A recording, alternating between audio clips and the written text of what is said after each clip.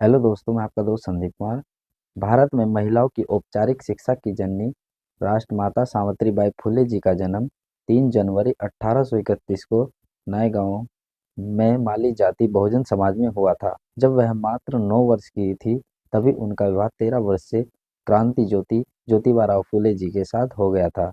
ज्योतिबा फुले जी सावित्रीबाई फुले के जीवन में एक शिक्षक बनकर आए थे।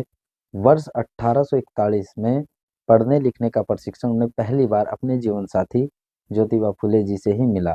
पूना में रे जेम्स मिचेल की पत्नी नारी शिक्षा की प्रबल पक्षधर थी।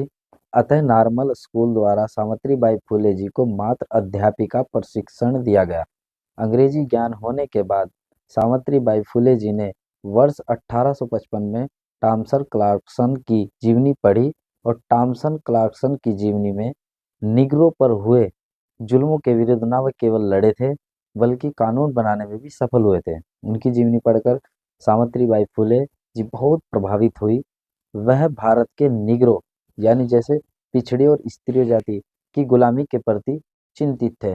उन्होंने भारतीय गुलामों के शोषण का मुख्य कारण अशिक्षा का कारण खोज निकाला था। माता सावित्रीबाई फुले जी ने अपने संपूर्ण जीवन को अपने जीवन साथी महामना ज्योतिबा फुले जी के साथ कदम से कदम मिलाकर एक मिशन की तरह जिया, जिनका उद्देश्य था विधवा ब्याह कराना, छुआछूत मिटाना, महिलाओं की मुक्ति और पिछड़े समाज की सभी महिलाओं को शिक्षित बनाना। वह एक कावित्री भी थी। उन्हें मराठी की आदि कावित्री के रूप में जाना जाता है। लड़कियों की शिक्षा पर उस समय बहुत सारी अंधविश्वास पूर्ण पूर्ण सामाजिक पाबंदियां थी। माता सावित्रीबाई फुले जी उस दौर में न सिर्फ खुद पढ़ी, बल्कि भारत की सभी लड़कियों को पढ़ने और पढ़ाने की पहल प्रारंभ की।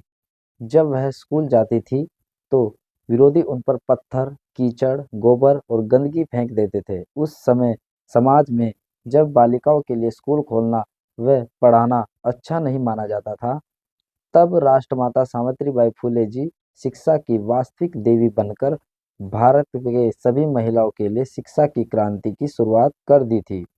माता सावित्रीबाई फुले जी पूरे देश में वह महानायिका है जिन्होंने हर जाति, हर वर्ग और हर धर्म के लिए काम किया। जब वह बालिकाओं को पढ़ाने के लिए स्कूल जाती थी, तो गैर पिछड़े, दूषित मानसिकता के लोग रास्ते में उन पर गंदगी, कीचड़, गोबर, विष्ठा तक फेंक देते थे। वह सदैव एक अतिरिक्त साड़ी अपने थैले में लेकर चलती थी और स्कूल पहुंचकर गंदी कर दी गई साड़ी को बदल लेती थी। उनका यह सामाजिक संघर्ष आज भी पिछड़े समाज को अपने पथ पर निरंतर चलते रहने की प्रेरणा देता है। 3 जनवरी 1848 को पुणे में वह अपने पति को महामना ज्योतिबा फुले जी के साथ मिलकर विभिन्न जातियों की 9 छात्राओं के साथ महिलाओं के लिए पहली बार एक विद्यालय की स्थापना की।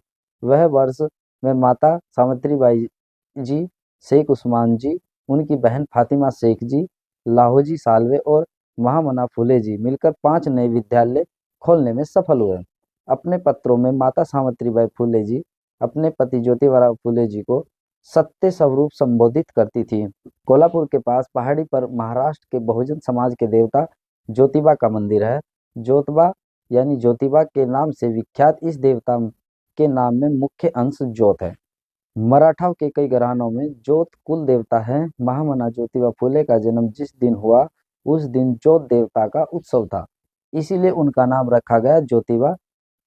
इसीलिए उनके पति महामना ज्योतिबा फुले जी को महाराष्ट्र में लोग आदर, श्रद्धा और सम्मान और स्नेह से ज्योतिबा कहते थे। उन्हें पूंजीवादी और पुरोहितवादी मानसिकता पर वैचारिक क्रांतिकारी हल्ला बोला। फुले दंपत्ति द्वारा स्थापित सत्य शोधक समाज और उनका क्रांतिकारी साहित्य इसका प्रमाण है। आजकल के विभिन्न संगठनों के तौर तरीके, रहन सहन व बैठकों में पूर्ण सुविधा वर्ग की झलक मिलती है।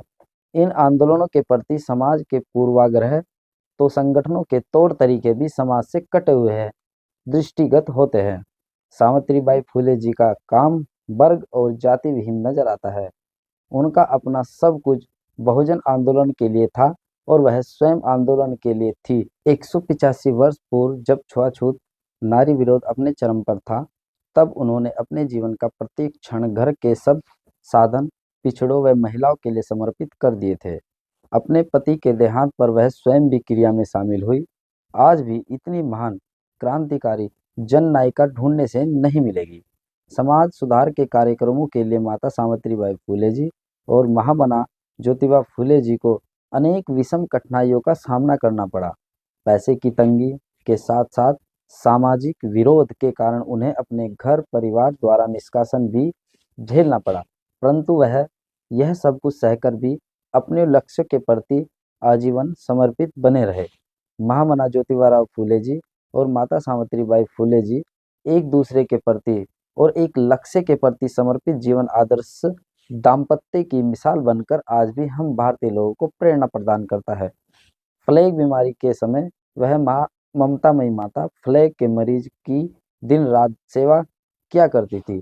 प्लेग से प्रभावित बच्चों की सेवा करते हुए उन्हें भी प्लेग हो गया था और दिनांक 10 मार्च 1897 को प्लेग की बीमारी की चपेट में आने के कारण सामाजिक परिवर्तन की अतुलनीय मार्गदर्शिका व शिक्षा ज्योति माता सावित्रीबाई फुले जी का निधन हो गया था।